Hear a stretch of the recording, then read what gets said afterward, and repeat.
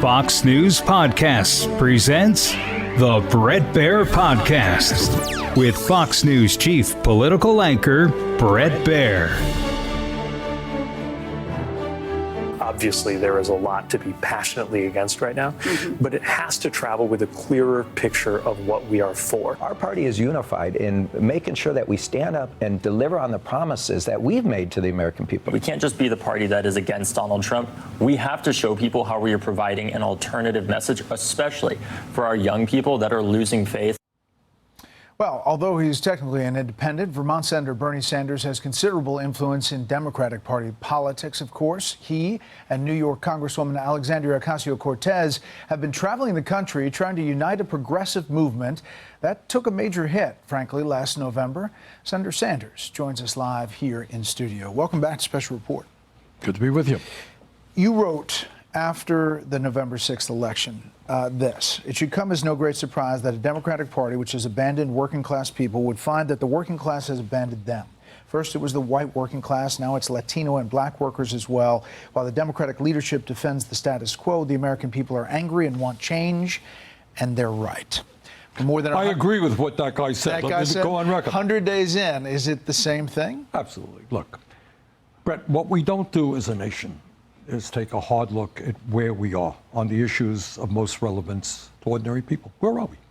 In the richest country in the history of the world, 60% of our people are living paycheck to paycheck. We have the highest rate of childhood poverty of almost any major country. We have the highest rate of senior poverty, 22% of seniors in America today trying to get by on $15,000 a year or less. Meanwhile, the people on top have never ever had it so good. One guy owns more wealth than the bottom 53% of the American households. Most people understand that is insane. That is absurd. There is no reason why we should be the only major country not to guarantee health care to all people, why we have a housing crisis, why our kids can't afford to go to college. So why do you think, and it's our latest Fox News poll, the opinion of the Democratic Party is now at 41% favorable? Why is that? Why is it so underwhelming? And the Republicans are a whole lot better. A little bit better, but not a whole lot, I agree. I'll tell you why. People understand that the political system in this country is largely corrupt, both parties. Why is that? You know the answer. The answer is that you have billionaires in both political parties determine what legislation gets to the floor and who is the candidate. Right now, let me give you both examples. You're in the Republican Party, and you say, you know what? I don't like this Trump idea of giving massive tax breaks to the rich and cutting Medicaid and education. You get up and say that. What happens to you? The next day, Elon Musk says, I got unlimited amounts of money. We're going to run a candidate in a primary against you. Democratic Party side, what happens if somebody says, you know what? Maybe it's not a good idea to fund Netanyahu's war machine, which is creating starvation for children in Gaza. I'm going to vote against that. Next day, AIPAC is going to be running against you. We have a corrupt campaign finance system.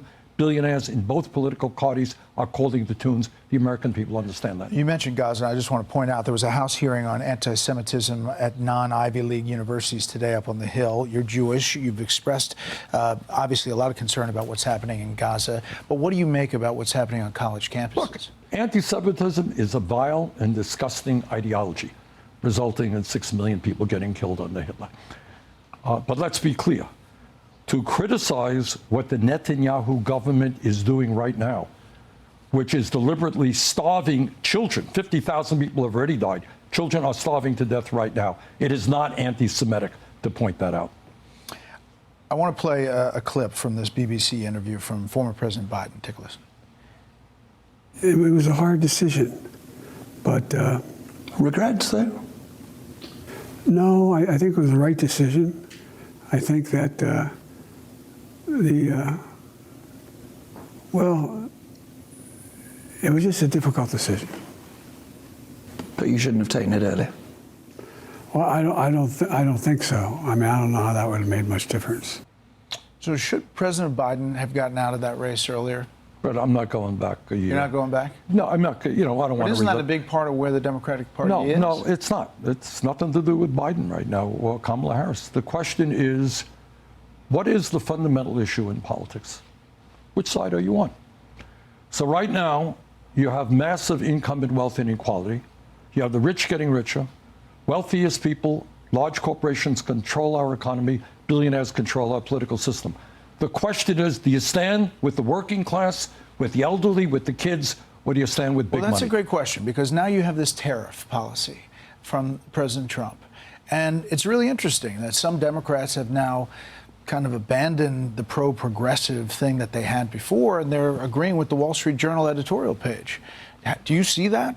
Yeah, this is what I think.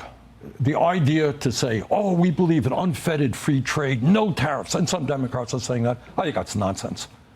The idea that you arbitrarily one day come up with tariffs on every country on earth for no particular reason, which is going to raise prices in this country, that's also absurd. Not only did I vote against NAFTA and permanent normal trade relations with China, I helped lead the effort against those. Those were disastrous trade agreements written by corporate America, designed to allow corporations to shut down in America, move to China, move to Mexico, and hire people there at starvation wages. Very bad policy. So I believe in selective tariffs to protect American workers. But the broad tariff proposals that Trump brought forth, that is not the way to proceed. But if he gets some good deals with big countries like India, South Korea, Japan, and others come to the table with proposals, isn't he moving the needle? Isn't he changing the paradigm? If you do it selectively, if you have a situation where you're protecting the American consumer, when he says, I'm not concerned about toy prices, I think he doesn't understand what's going on for working class families. So selective tariffs that protect American workers and industry, good idea. Just across the board tariffs that raise prices, a very bad idea. We'll hear more after this. You have this tour with Alexandria Ocasio-Cortez, Fight the Oligarchy. You've seen big crowds. Huge crowds. Explain it. Why do you think it's happening?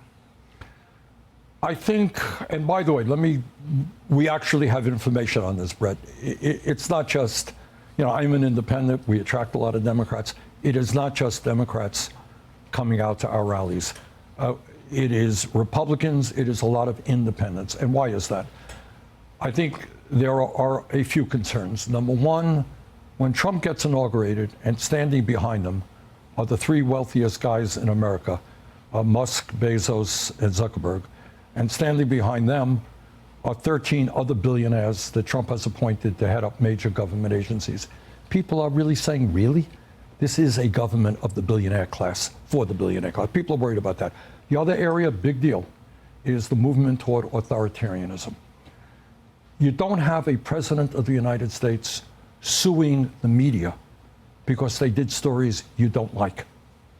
You don't have federal agents picking up college students who may have come from another country, throwing them into a van, taking them to a detention center without any charges being leveled against them. You don't have the president of the United States saying, oh, a judge ruled against me. We got to impeach that judge. That is called authoritarianism. And I don't care if you're conservative or progressive and middle of the road guy.